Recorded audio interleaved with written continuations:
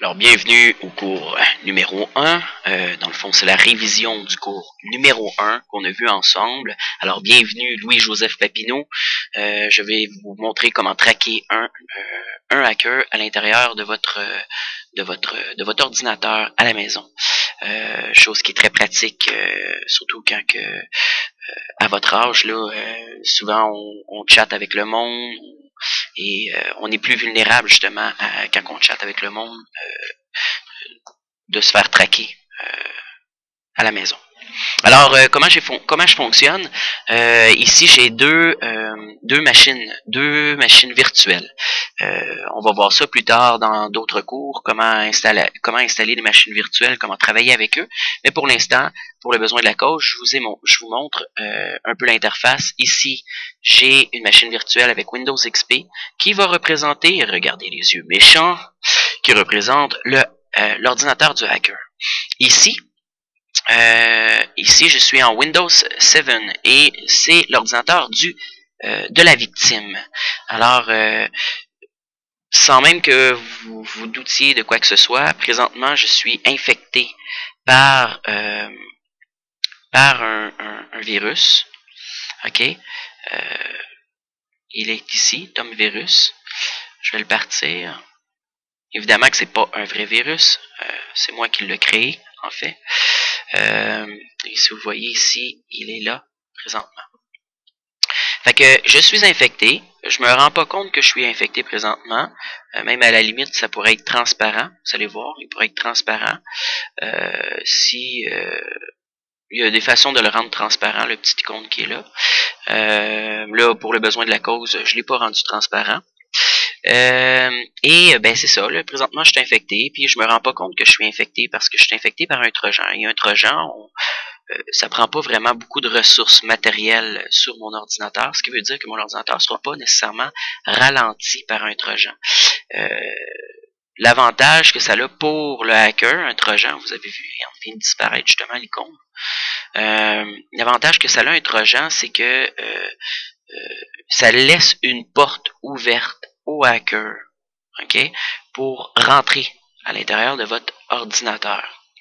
Fait que, on se rappelle ici, ordinateur de la victime, ordinateur du hacker. Fait que, justement, le hacker, qu'est-ce qu'il pourrait faire? Il pourrait se connecter sur sa victime. Fait que, démarrer. Boum! Je suis branché présentement sur la victime. Et si vous regardez, je suis capable de déplacer les icônes. Regardez à droite, j'ai déplacé les icônes. Et j'ai déplacé les icônes de ma victime numéro 1, dans le fond. Et puis, lui, il peut en contrôler plusieurs à la fois. Là. Il pourra en contrôler, c'est pour ça que je dis victime numéro 1, parce qu'il pourra en contrôler 10 en même temps, voire 10 net, avec chacune de ses victimes. Fait que si j'ai client 1, il pourrait tout mettre ses victimes ici sans problème. Ici, j'ai utilisé PC Helpware là, pour me créer une simulation. Hein? Ce n'est pas un virus, mais une simulation de virus. Alors, justement, pour vous montrer un peu comment ça fonctionne, ici, mon client, présentement, il se doute vraiment pas, que le hacker est en train d'observer tous ses faits et gestes. Alors, la victime pourrait aller voir ses photos de vacances et c'est ça, il pourrait regarder toutes ces photos et en même temps, le hacker peut espionner ce que la victime fait. Ou, tout simplement, le hacker a une possibilité aussi d'aller fermer ses fenêtres. Bon, écoutez, je suis pas en train de vous montrer comment hacker, je suis en train de vous montrer comment vous protéger justement contre ce type d'attaque. Alors, on a vu dans le cours TCP/View et justement, j'aimerais vous montrer un peu comment il fonctionne TCP/View pour essayer de se débarrasser du hacker qui est présentement dans notre machine. Si je rouvre TCP/View, c'est un magnifique logiciel qui peut nous montrer toutes les connexions réseau qui se passent présentement dans mon ordinateur. Et nous, ce qui nous intéresse, c'est la colonne States. States qui va nous dire, bon, ici j'ai un Establish. Ça veut dire que j'ai une connexion d'établi avec avec un remote address. Ici, malheureusement, on n'a pas l'adresse IP du client parce que je suis en virtuel ici. En virtuel et en plus, ben, on simule un réseau local. Fait qu'il me met le nom le nom de machine. Le nom de machine, le nom d'ordinateur, client XP. Fait que vu que je suis en local, il me met le nom de la machine locale dans mon réseau local. Mais si ça se passe sur le web, vous auriez vu l'adresse IP publique ici. Vous auriez vu l'adresse publique de votre hacker, de votre bandit, si on veut.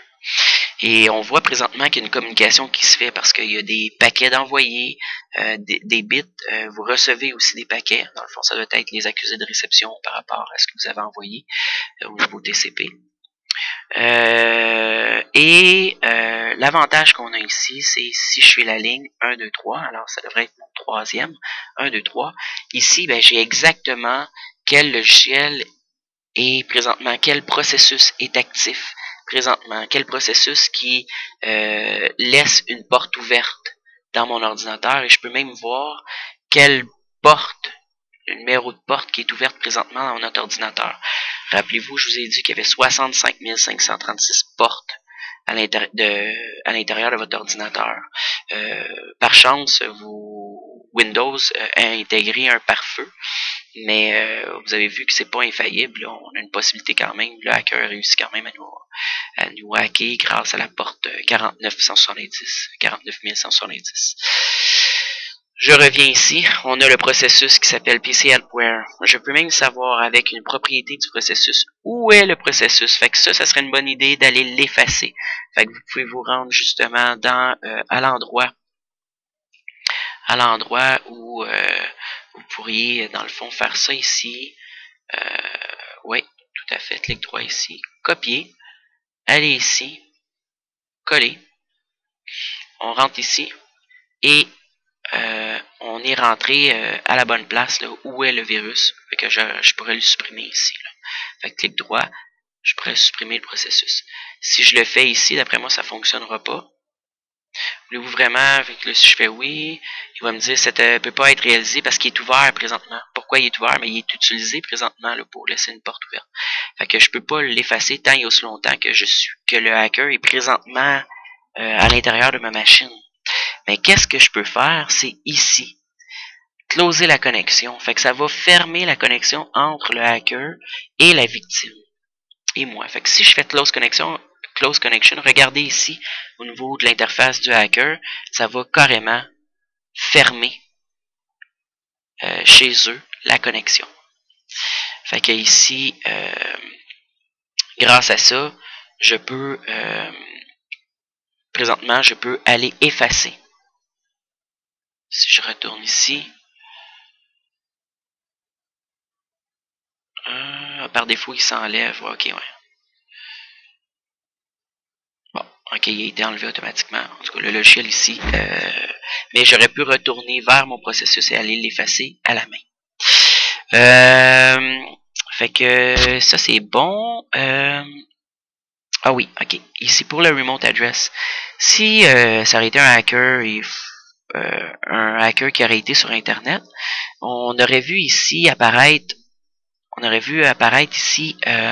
l'adresse IP publique du hacker.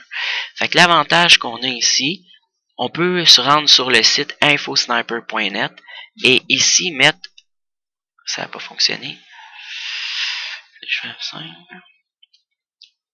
Je peux mettre l'adresse IP du hacker ici et automatiquement, ça va me donner l'endroit où est son point of presence. Le point of presence, c'est dans le fond, c'est, si on veut, le routeur qui offre l'Internet dans sa zone qui lui offre l'Internet. Fait que ça peut représenter environ l'endroit à peu près où ce qui habite. À peu près. Fait que ça doit avoir environ une marge d'erreur de 50 km, mais ça vous donne environ 50 km. Là, il habite dans cette région-là. Fait que là, ici, on pourrait voir justement qu'il habite. Là, j'ai mis une adresse fictive ici. Mais on peut voir qu'il habite justement. Je vais aller voir justement exactement. Il sera environ dans cette région-là. Je le refait. Je vais juste le refaire ici.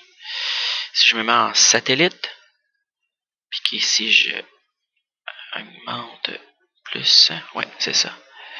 On voit justement, il serait environ dans cette région-là. Fait que c'est ce qui met un terme à ce magnifique vidéo. J'espère que ça va vous aider. Alors, au revoir.